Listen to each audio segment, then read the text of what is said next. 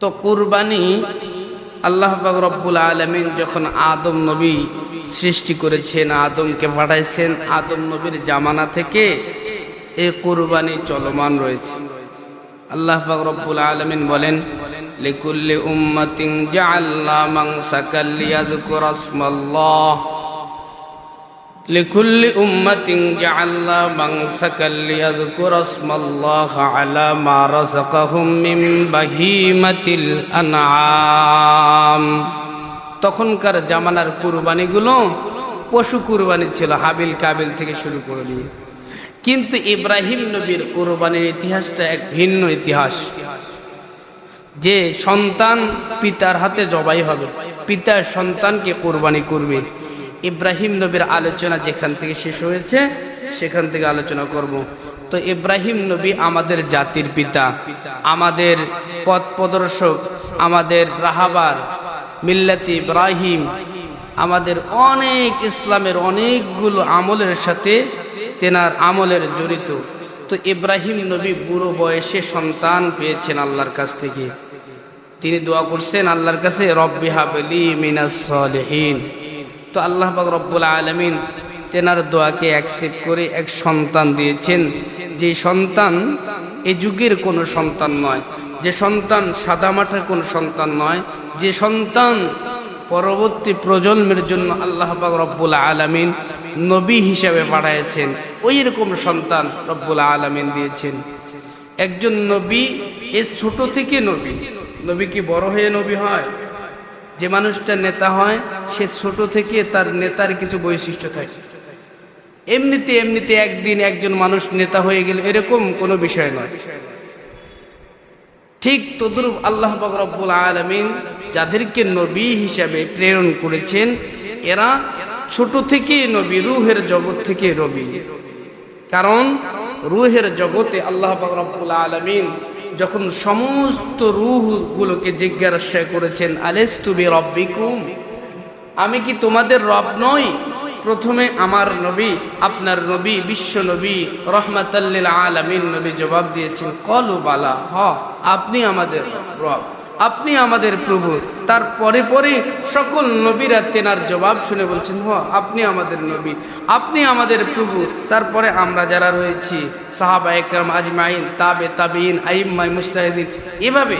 তো যেই কথাটা বলতেছিলাম, যারা নবী হবেন ছোট থেকে নবী, ছোট থেকে। আমার আপনার পয়গম্বর তিনি বলেন, আলহামদুলিল্লাহিল্লাযী আবদাল আফলাকা ওয়াল আরদিন ওয়াসসালাতু ওয়াসসালামু আলা আশরাফিল আমবিয়া ওয়াল মুরসালিন। তিনি বলেন, আমি যখন কাদার মধ্যে ছিলাম তখনও আমি নবী। যখন আল্লাহ পাক রব্বুল আলামিন আমাকে এক মাটি থেকে তৈরি করবে ওই মাটিতে ছিলাম তখনও আমি নবী। তার মানে যিনি নবী হবেন তিনি ছোট থেকেই নবী। তো আমি বুঝাইতেছিলাম, ইব্রাহিম নবী দোয়া করলেন, আল্লাহ পাক রব্বুল আলামিন এমন এক সন্তান দান করেছেন যে সন্তানটা পরবর্তী প্রজন্মের জন্য রাহাবার হবেন, নবী হবেন, এমন সন্তান দান করছেন। তো সন্তানের চেহারা এত সুন্দর, সন্তানের চেহারা এত সুন্দর ছিল যে যে দেখে তারে চোখ আর ফিরাইতে পারে না। আবার বুড়ো বয়সে সন্তান পেয়েছে, হয় না সন্তান হয় না, অনেক দিন পর এক সন্তান হয়েছে। যেখানে যায় সেখান থেকে এসে ইব্রাহিম নবী ছেলে ইসমাইলের ডাকে, ইসমাইল তুমি আসো, এদিকে আসো, ছোট্ট বাচ্চা। তো এরকম করে ডাকাডাকি, এরকম করে কোলাকুলি, এরকম করে মোহাব্বত দিন যত যায় বাড়তে থাকে। একদিন নামাজ পড়তেছিলেন ইব্রাহিম নবী, নামাজ পড়ার পরে দোয়া করতেছে। তো এমন সময় ইব্রাহিম নবীর নজর ইসমাইল নবীর কপালে চলে গেছে। তো যখন নবী মানুষ, নবীর কপালে চোখ চলে গেছে, দেখতেছে ওই কপালের মধ্যে বিশ্ব নবী রহমাতাল লিল আলামিনের নূর দেখা যায়। সুবহানাল্লাহ, বিশ্ব নবী রহমাতাল লিল আলামিনের নূর দেখা যায়। আর চেক দিতে পারে না, দোয়া শেষ, দোয়া শেষ। আসমানের ফেরেশতাগুলো আল্লাহকে ডাক দিয়ে কয়, আল্লাহ আপনার ইব্রাহিম তো আপনার থেকে সন্তানকে বেশি মহব্বত করে। তো আল্লাহ পাক রব্বুল আলামিন বলেন, আমি পরীক্ষা করব। কি করব? পরীক্ষা। কি পরীক্ষা?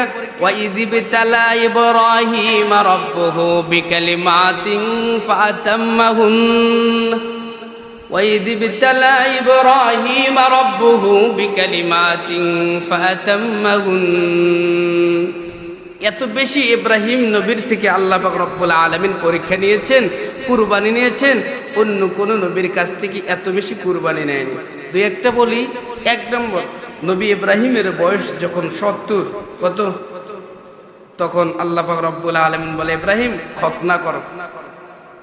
কি করো? খতনা কর। তো 70 বছর বয়স, তো আল্লাহর অর্ডার হয়ে গেছে, খতনা করে ফেলছে। তো বলছে, ইব্রাহিম এটা করো।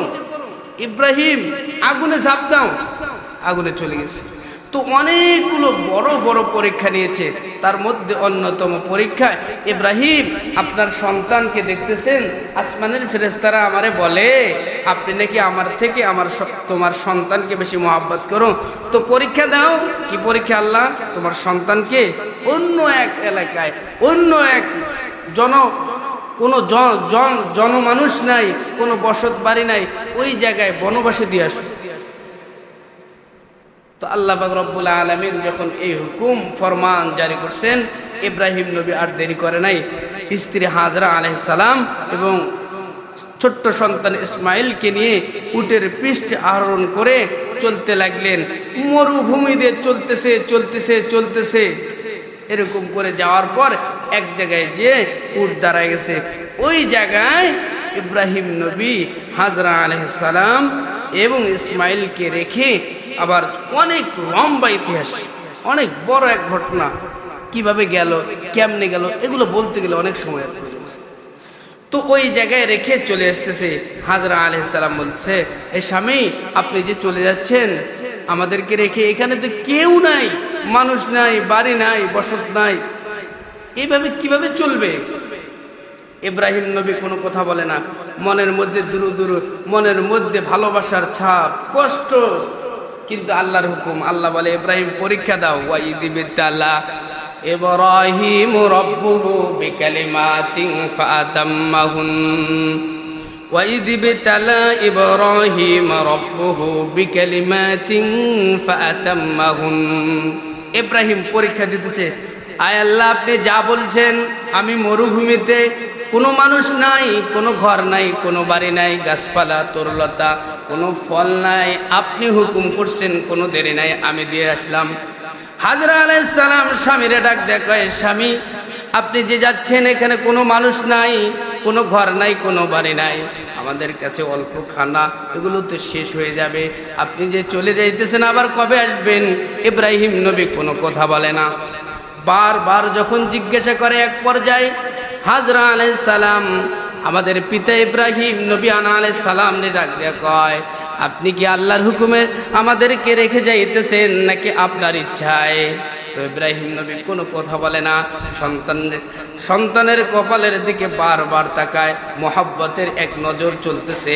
মোহাব্বত ঘরের সবাদে জাহের বসুরত, মোহাব্বত ঘরের সবাদে জাহের বসুরত, হামা আলম সবাদ আশিক জরুরত। মোহাব্বতের নজরে স্ত্রী আর সন্তানের দিকে তাকায়া, সোজা আরশে আজিমের মালিকের দিকে তাকায়া বলতেছে, আমি আমার নিজের ইচ্ছায় রেখে যাইতেছি না, আমি আল্লাহর হুকুমে আপনাদেরকে এখানে রেখে যাইতেছি। তো হাজরা আলাইহিস সালাম ডাক দিয়ে কয়, আপনি যেহেতু আল্লাহর হুকুমে এখানে আমাদেরকে রেখে যাইতেছেন, তো কোনো সমস্যা নাই, আমাদের আল্লাহ আমাদের জন্য যথেষ্ট। সুবহানাল্লাহ। এখান থেকে শিক্ষা কি? একটা পয়েন্ট যেখান থেকে শেষ হবে, এখানেই শিক্ষা আছে। এখানে কি আছে? শুধু ওয়াজ শুনলেন আর হইল, এখান থেকে শিক্ষা, আমাদের জন্য কে যথেষ্ট? আল্লাহ যথেষ্ট। শিক্ষা কোথাকার? কয় কাবা বাইতুল্লাহর শিক্ষা। কোথাকার শিক্ষা? বাইতুল্লাহর শিক্ষা।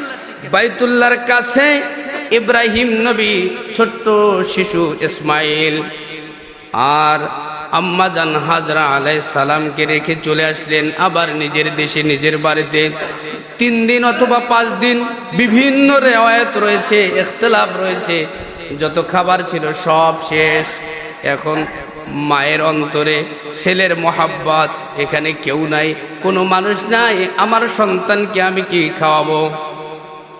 চিন্তা করতেছে, চতুর্দিকে যায়। যারা বাইতুল্লাহ গিয়েছেন তারা দেখেছেন যেখানে দোকান পাশার নাই সেখানে ছাড়া কোনো জিনিস পাওয়া যায় না। তো তখনকার যুগে তো আরো কোনো কিছু ছিল না, এখন দোকান আসলো কই থেকে? আল্লাহ পাক রব্বুল আলামিন বলছেন, ইব্রাহিম আপনার সন্তানকে রেখে যাইতেছেন, আপনার স্ত্রীকে রেখে যাইতেছেন, তো দোয়া করেন, রব্বানা হাবলানা মিন আজওয়াজিনা ওয়া যুররিয়াতিনা কুররাতা আয়ুন ওয়াজআলনা লিল মুত্তাকিনা ইমামা। ইব্রাহিম আপনি দোয়া করেন, এখানে কোনো কিছু নাই, আপনার দোয়ার বদলেতে এই শহর সোনার শহর বানায়া দেব, ফলমূলের শহর বানায়া দেব, এই শহর ওয়াহাজাল বালাদিল আমিন, নিরাপত্তার শহর বানায়া দেব। সুবহানাল্লাহ। এখান থেকে শিক্ষা কি? দোয়ার বদলে দোয়া করলে আপনার অনেক খারাপ কিছু হওয়ার কথা ছিল, কিন্তু দোয়া করছেন তো এগুলো পরিবর্তন হয়ে যায়। দোয়া করছেন কি হয়? দোয়া করছেন, আপনার অনেক খারাপ কিছু হওয়ার কথা ছিল, কিন্তু আল্লাহর কাছে যখন দোয়া করবেন তো খারাপ জিনিস পরিবর্তন হয়ে আল্লাহ পাক রব্বুল আলামিন ভালো করে দিবেন। তো ইব্রাহিম নবী চলে আসছে, হাজরা আলাইহিস সালাম পানি টানি সব শেষ, এখন সন্তানকে কি খাওয়াবে? কখনো কখনো নিজের জিব্বাটা ইসমাইল নবীর জিব্বার মধ্যে দিয়ে নিজের জিব্বার থুতুগুলো ইসমাইল নবীরে খাইতে বলে। ইসমাইল নবী এক পর্যায়ে খাইতে খাইতে সব জিব্বা থেকে আর পানি বাইর হয় না, জিব্বা থেকে আর কি হয় না, পানি বাইর হয় না। এখন মায়ের মন কোথায় পানি পাবে? এদিকে ছুটে ওদিকে ছুটে, একবার এদিকে যায় ওদিকে যায়, তো পানির কোনো সন্ধান নাই। ইসমাইল নবীরে জমজমের কাছে রেখে হাজরা আলাইহিস সালাম একবার সাফা পাহাড়ের যায়, যখন সাফায় যায় তখন মারওয়া পাহাড়ের দিকে তাকাইলে দেখা যায় ওখানে পানি জল জল করে জ্বলতেছে। দেখবেন দূর থেকে, আপনি রাস্তায় দাঁড়াবেন, পিচ ঢালাই রাস্তায়, দেখবেন দূর থেকে মনে হয় ওই জায়গায় পানি দেখা যায়। লক্ষ্য করে দেখবেন, রোদ চলতেছে, তো আরব দেশের রোদ তো আরো বেশি প্রখর রোদ, তো এক পাহাড়ের দিকে তাকায় ওই পাহাড়ে পানি দেখা যায়। তো মহিলা মানুষ তো, আগের দিনে তো এরকম টাইলসওয়ালা ছাপা মারা ছিল না, এখন তো টাইলসে, এখন তো অনেক সুবিধা, হাজিরা কোন জায়গায় দৌড়াবে, কোন জায়গায় কি করবে, অনেক কিছু। আগের জামানায় এরকম ছিল না। হাজরা আলাইহিস সালাম পাহাড়ের উপরে দেখে ওই পাহাড়ে পানি দেখা যায়, আবার ওইখান থেকে এইদিকে দৌড়, যেখানে যেখানে দৌড় দেওয়া যায় সেখানে সেখানে মহিলা মানুষ দৌড় আরম্ভ করে দিয়েছে সন্তানকে পানি খাওয়াবে বলে। কিন্তু রব্বুল আলামিনের এই দৌড়টা এত পছন্দর হয়ে গেছে, এত মহব্বতের হয়ে গেছে, আল্লাহ পাক রব্বুল আলামিন বলেন, যত কোটি মানুষ কাবা বাইতুল্লাহ হজ করতে যাবে, ওই জায়গায় না দৌড়াইলে তাদের হজ কবুল হবে না। সুবহানাল্লাহ। তার মানে অন্তর থেকে যদি কোনো জিনিস করা হয়, এটা আল্লাহর দরবারে মকবুল আর মঞ্জুর হয়ে যায়। সুবহানাল্লাহ। এটা কোনো বিষয় না তো, দৌড়াদৌড়ি এটা কোনো বিষয় না তো। এখান থেকে শিক্ষা কি? সব জিনিস অন্তরের অন্তরস্থল থেকে করতে হবে। হাজরা আলাইহিস সালাম পানির জন্য দৌড়াদৌড়ি শুরু করে দিয়েছে, একবার সাফা আর একবার মারওয়া, বারবার দৌড় দেয়।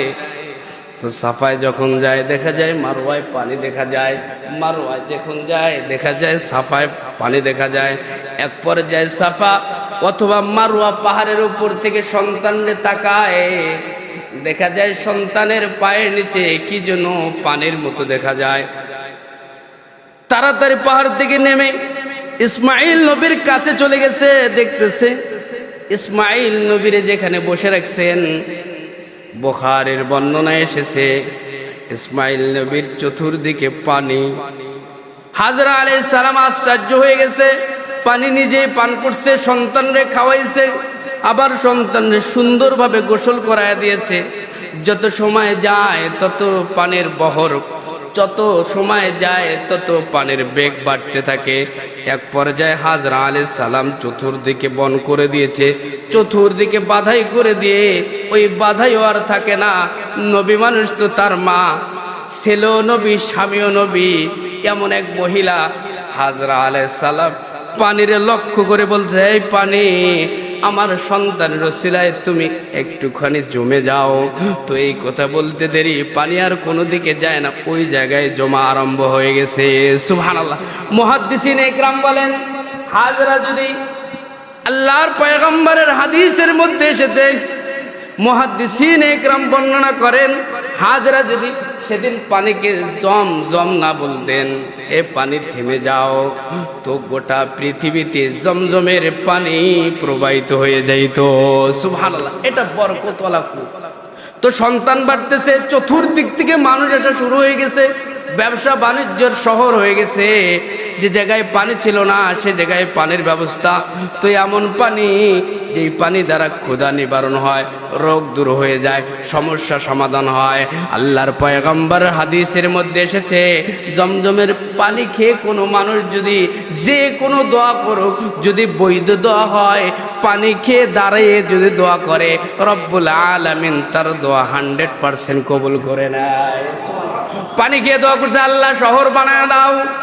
তো শহর হয়ে গেছে, আস্তে আস্তে দিন যায়, সন্তান বয়স বাড়তে থাকে।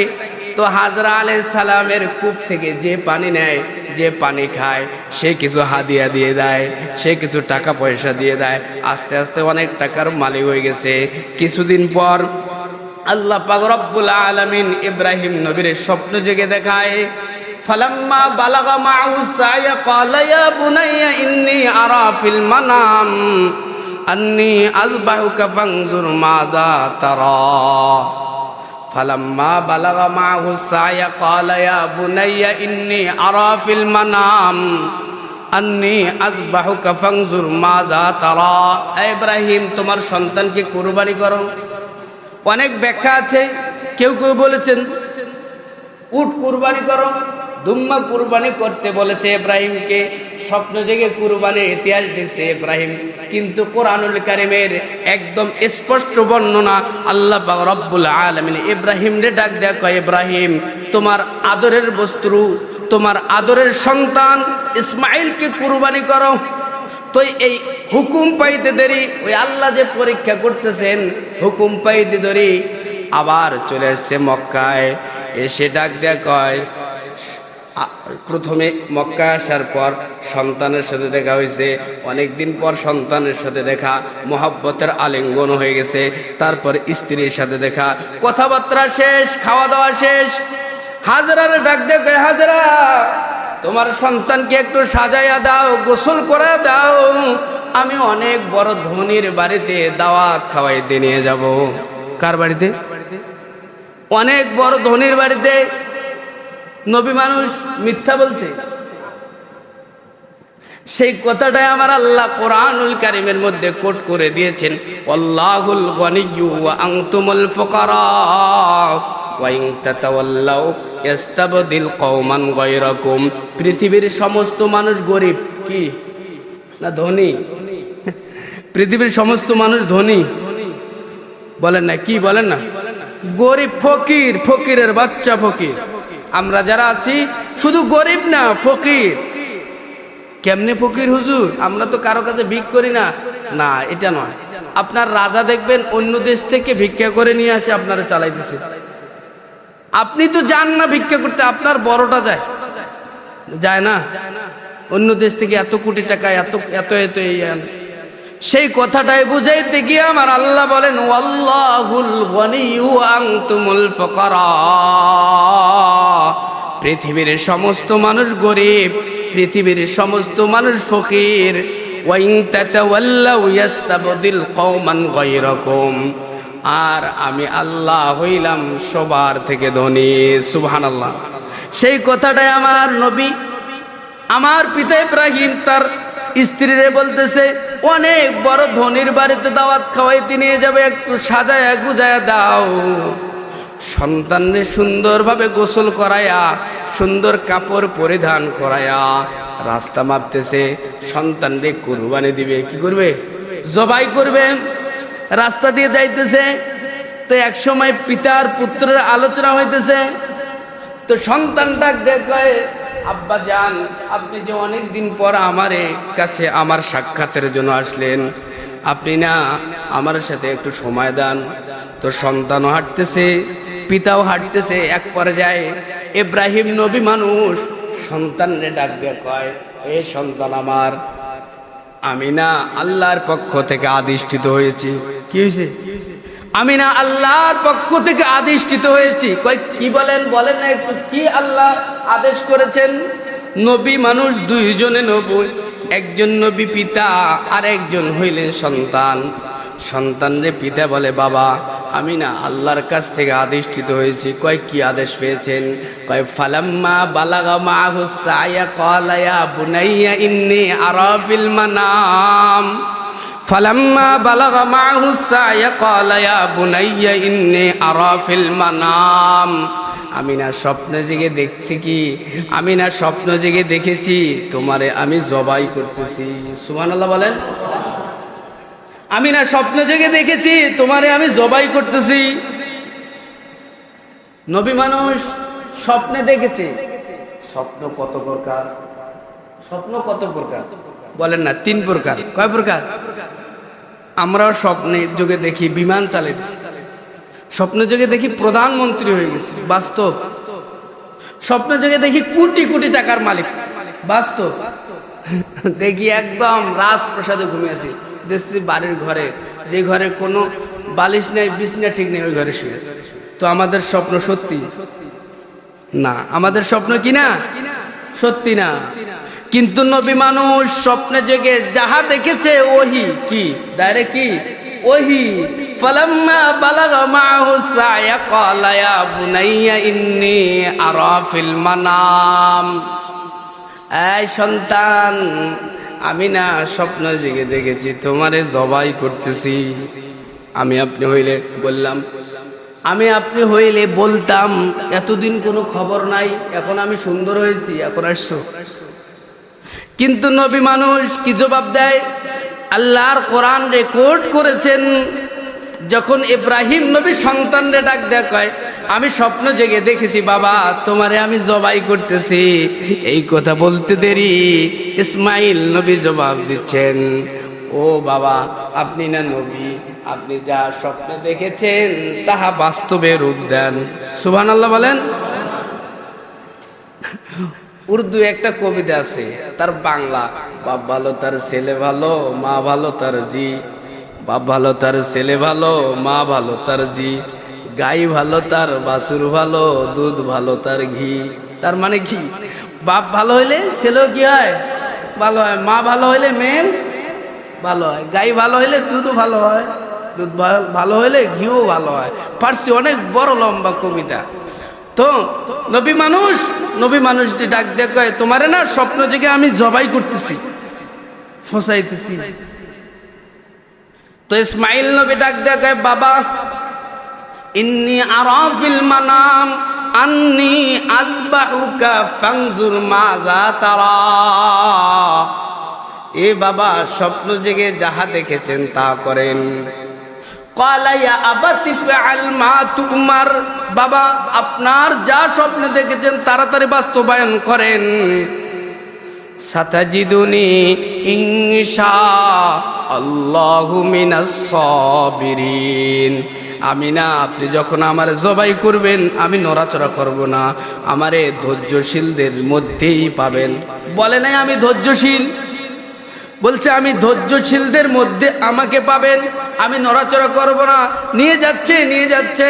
এদিকে সন্তান যখন যাইতেছে, পিতা যাইতেছে, ইবলিস মশাই, ইবলিস বাড়িতে গিয়ে লাগাইছে, এই হাজেরা তোমার সন্তানেরা কুরবানি দিতে নিয়ে যায়। সন্তান মিথ্যা বলছে, শয়তান মিথ্যা বলছে না সত্য বলছে? শয়তান মাঝে মাঝে সত্যি কথা বলে।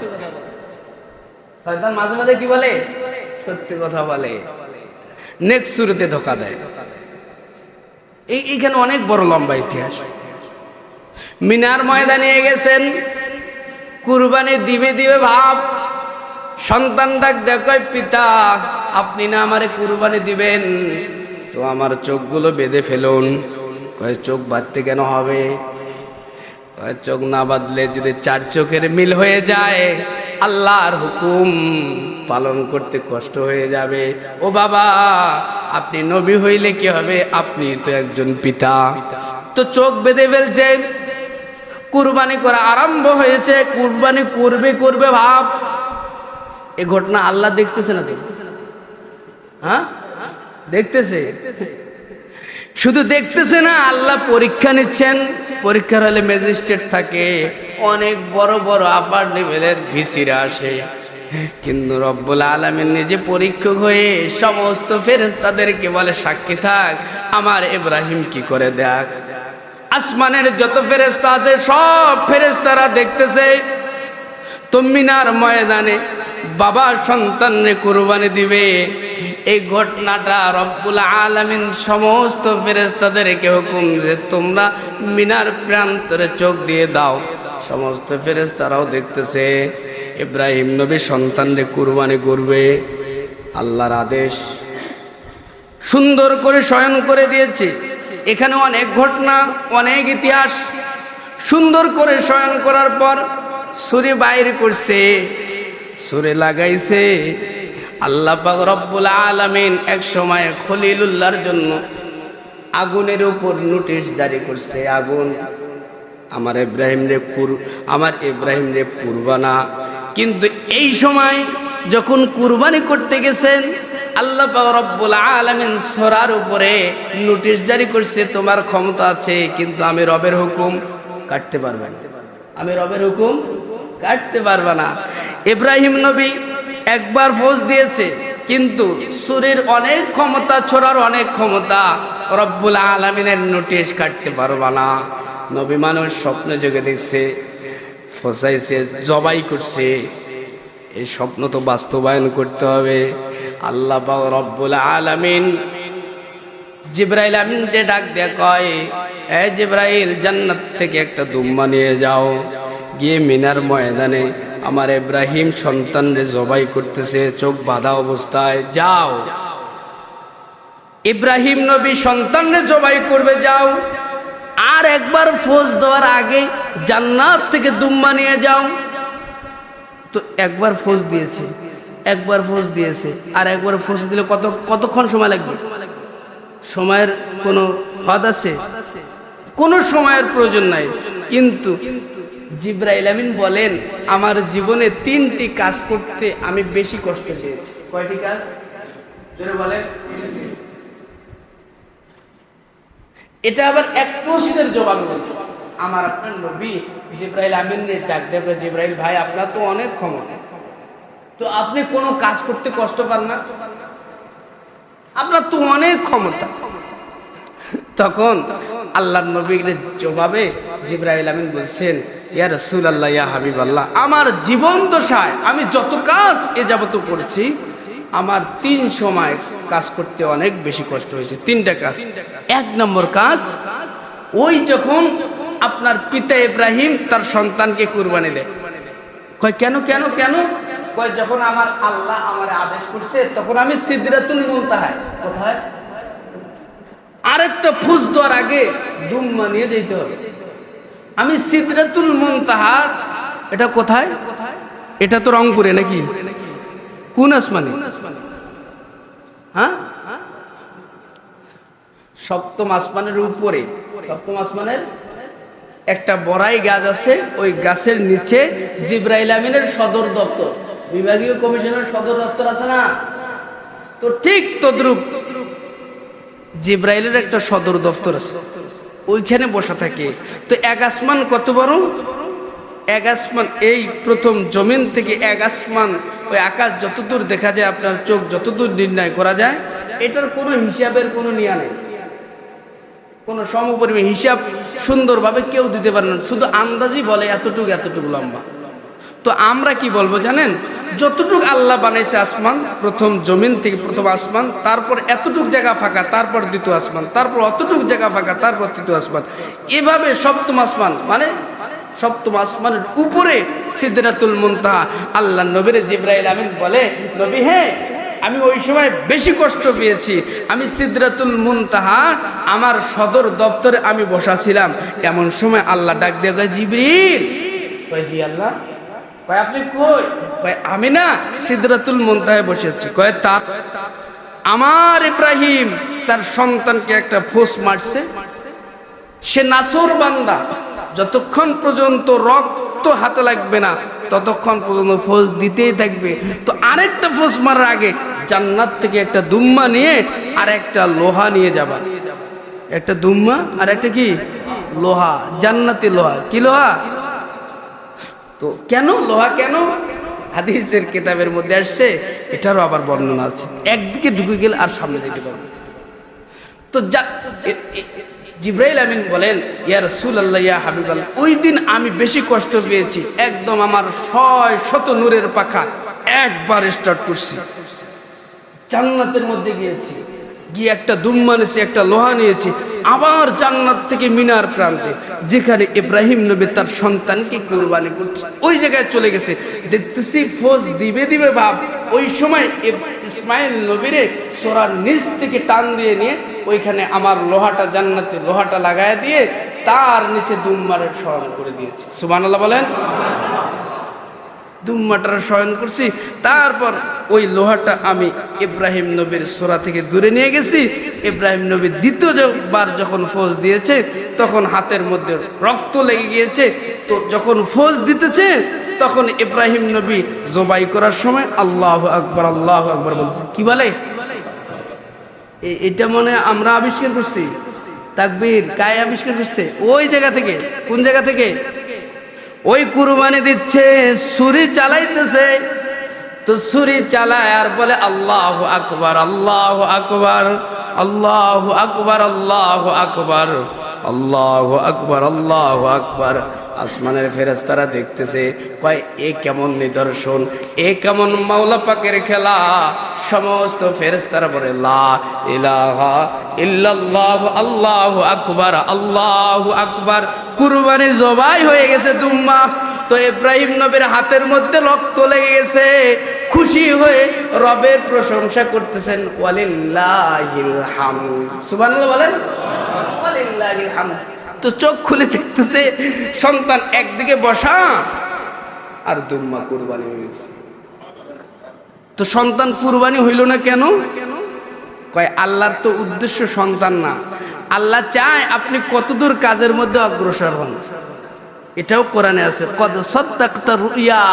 ইব্রাহিম, আপনি আপনার সন্তান, আপনি আপনার স্বপ্নকে বাস্তবে রূপ দিয়েছেন, আপনি আপনার স্বপ্নকে বাস্তবে রূপ দিয়েছেন। আর লাগবে না, আমার পরীক্ষা করার দরকার, পরীক্ষা করা হয়ে গেছে, আপনি পাশ করেছেন। আপনি কি করেছেন? তো পরীক্ষার মধ্যে পাশ করলে তো চাকরি হবে, হবে না? মা যারা এনটিআরসি পরীক্ষা দিয়েছে চাকরি হবে না? সুন্দরভাবে যারা একদম আপার লেভেল সব কিছু পাশ করলো অবশ্যই চাকরি হবে, হবে না? তো এত বড় পরীক্ষা দিয়েছে, আল্লাহ পাক রব্বুল আলামিন ডাক দেয়, কয় ইব্রাহিম পুরস্কার নিবা না? অবশ্যই পুরস্কার নেব। কয় তোমার আর কি পরীক্ষা দেই, কি কি পুরস্কার দেই? কয় আল্লাহ আপনি যাহা দিবেন তাহাই নেব। কয় ঠিক আছে, আপনার নামের সাথে একটা উপাধি দিয়ে দিলাম, কিয়ামত পর্যন্ত যত মানুষ আসবে আপনারে শুধু ইব্রাহিম বলবে না, আপনার নামের সাথে খলিলুল্লাহ বলবে। সুবহানাল্লাহ। খলিলুল্লাহ মানে কি? রবের জন্য সব দিয়ে দেয়, তাকে বলে খলিলুল্লাহ। আর হাবিবুল্লাহর অর্থ হলো রব যার জন্য সব দিয়ে দেয় তাকে বলে হাবিবুল্লাহ। তো আল্লাহ আপনি তো আমার খলিলুল্লাহর উপাধিতে ভূষিত করলেন, ডিগলারে ভূষিত করলেন, তো আমার সন্তানকে কি উপাধি দিবেন? কয় যাও রে যাও ইব্রাহিম, তোমার সন্তান রে আমি আল্লাহ জবিহুল্লাহর উপাধি দিয়ে দিলাম। সুবহানাল্লাহ। আমি জবিহুল্লাহর উপাধি। আয় আল্লাহ আর কি দিবেন? কয় তোমরা দুইজন মিলে আমার কাবা ঘরটা নির্মাণ করো, এই ঘরটার নাম আমি বাইতুল্লাহ দিয়ে দিলাম। সুবহানাল্লাহ বলেন। এগুলো ওই কুরবানির উপহার, কুরবানির পুরস্কার। তোমরা দুই বাপ বেটা মিলা ঘরটা সুন্দরভাবে পূর্ণ নির্মাণ করো, ওই ঘরটার নাম দিয়ে দিলাম বাইতুল্লাহ। আর ওই ঘরের মধ্যে একটা বইয়ের বেশি বেশি তেলাওয়াত হবে, ওই ঘরটার মধ্যে একটা বইয়ের তেলাওয়াত বেশি বেশি হবে। ওই বইটার নাম দিলাম কালামুল্লাহ। আর ওই বইটার যেনাকে শিক্ষক হিসাবে প্রেরণ করব, তোমার বংশের মধ্যে প্রেরণ করব, ওটা জেনে তেন মানুষ নয়, ওটা আখিরি নবী, শেষ নবী তোমার বংশে আসবে। ওটার নাম দিয়ে দিলাম হাবিবুল্লাহ, পক্ষান্তরে মুহাম্মাদুর রাসূলুল্লাহ সাল্লাল্লাহু। এগুলো সব কুরবানির পুরস্কার। এগুলো সব কিসের পুরস্কার? কুরবানির পুরস্কার। যান, আপনি কুরবানি দিয়েছেন, এগুলো সব আপনার।